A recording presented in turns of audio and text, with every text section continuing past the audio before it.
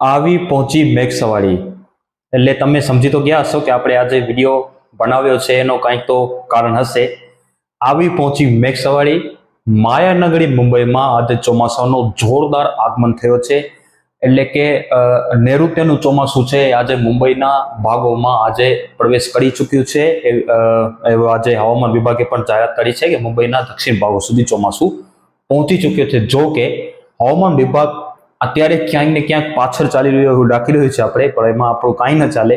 આપણે ખાલી એમાં માહિતી આપી રહ્યા છે. હવામાન વિભાગ ખરેખર આજે દક્ષિણ ગુજરાત સુધી અને ભાવનગર અને મહુવા જે આસપાસના વિસ્તારો છે ત્યાંથી લઈ અને દક્ષિણ ગુજરાત સુધી એને લીટી ખેંચવાની હતી આજે, કારણ કે ત્યાં વરસાદ પડી રહ્યો છે 2-3 દિવસથી.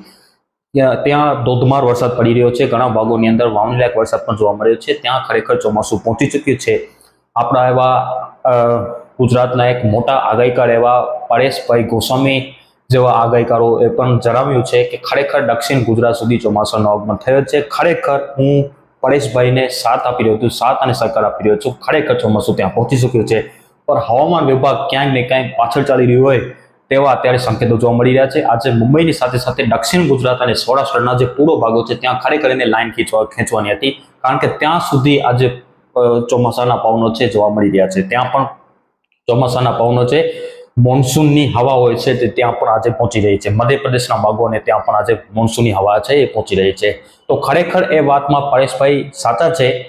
પરેશભાઈની એકદમ વાત સાચી છે કે ત્યાં ચોમાસું પહોંચી ચૂક્યું છે, પણ એમાં આપણું નહીં હાલે. હવામાન વિભાગ જ્યારે પણ અનાઉન્સ કરશે ત્યારે જ આપણું હાલશે. એ પરેશભાઈની વાત એકદમ સાચી છે. એમાં આપણે પરેશભાઈને ફૂલ સપોર્ટ છે, પરેશભાઈ ગોસ્વામીને.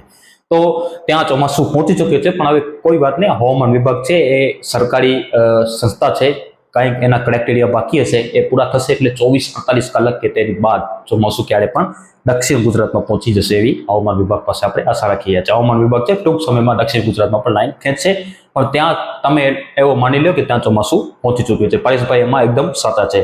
અને વાત રહી મુંબઈની, તો મુંબઈમાં પણ આજે નૈઋત્યનું ચોમાસું પહોંચી ચૂક્યું છે. વહેલી સવારથી રાત્રે મોડી ગત રાત્રિથી મુંબઈમાં ધોધમાર વરસાદ જોવા મળી રહ્યો છે, ભારે વરસાદ જોવા મળી રહ્યો છે. ઘણા ભાગોની અંદર જે બાંદ્રા છે, દાદર છે, ઘણા ભાગો છે મુંબઈના, નવી મુંબઈના ભાગો છે, બધા વિસ્તારોની અંદર વરસાદ જોવા મળી રહ્યો છે.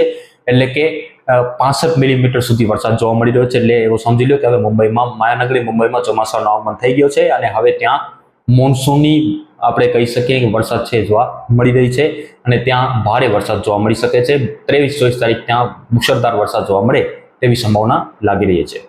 અને ટૂંક સમયમાં દક્ષિણ ગુજરાતમાં પણ હવામાન વિભાગ જાહેરાત કરશે કે ત્યાં પણ ચોમાસું પહોંચી ચૂક્યું છે. ખરેખર તો ચોમાસું ત્યાં પહોંચી જ ગયું છે એવું માની લ્યો, પણ અત્યારે આપણું ન હાલે. જ્યાં સુધી હવામાન વિભાગ અનાઉન્સ ન કરે ત્યાં સુધી આપણું કાંઈ એમાં હાલતું નથી.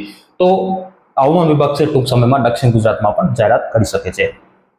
વાવણી લાયક વરસાદની માહિતી આપી દઈએ તો તારીખો તો આપેલ જ છે, છતાં પણ આપણે આપી દઈએ છીએ, કારણ કે અત્યારે ખેડૂત મિત્રોમાં થોડોક મતલબ કે ચિંતાથી દૂર થઈ ગઈ છે. કારણ કે અત્યારે ફેસબુકની અંદર ધબાધબ અલનીનો વાળા હાલી નીકળ્યા છે. આપણે શું કહીએ, આપણે કંઈ કહી નથી શકતા વધારે, પણ અત્યારે ધબાધબ હાલી રહ્યા છે ફેસબુકની અંદર.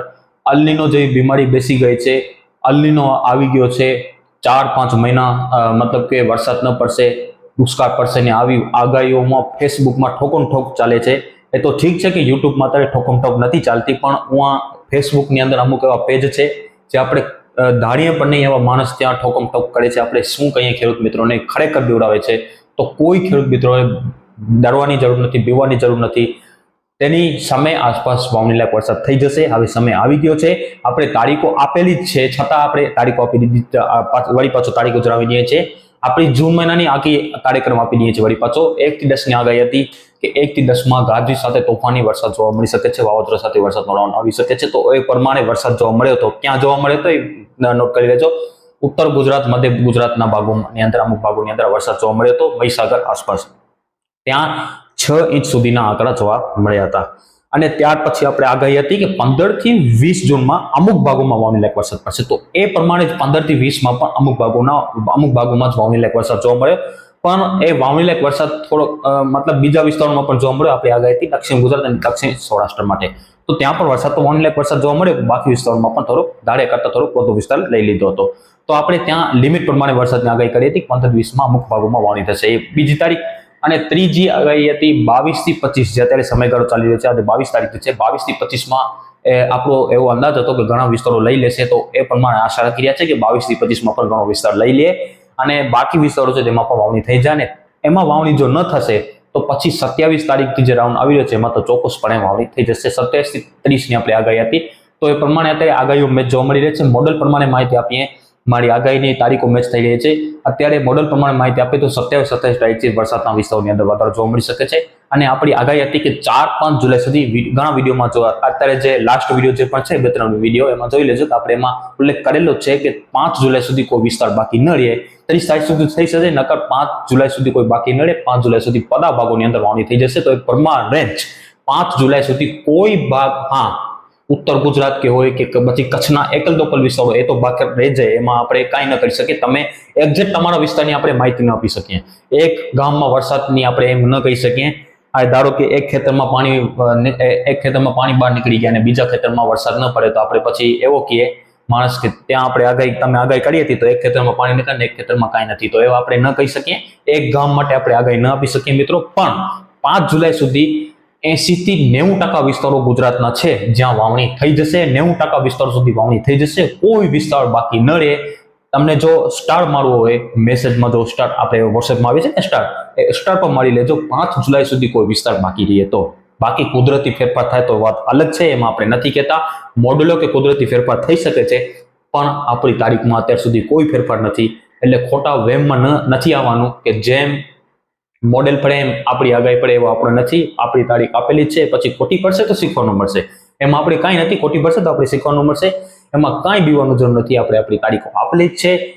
વળી પાછો રિપીટ કરી રહ્યો છું, 1 થી લઈ અને 10 જૂનની આગાહી હતી. 15 થી 20 અમુક ભાગોનો વાવણી લાયક વરસાદ જોવા મળશે એવી આગાહી હતી. અને 22 થી 25 ઘણા વિસ્તારો લઈ લેશે.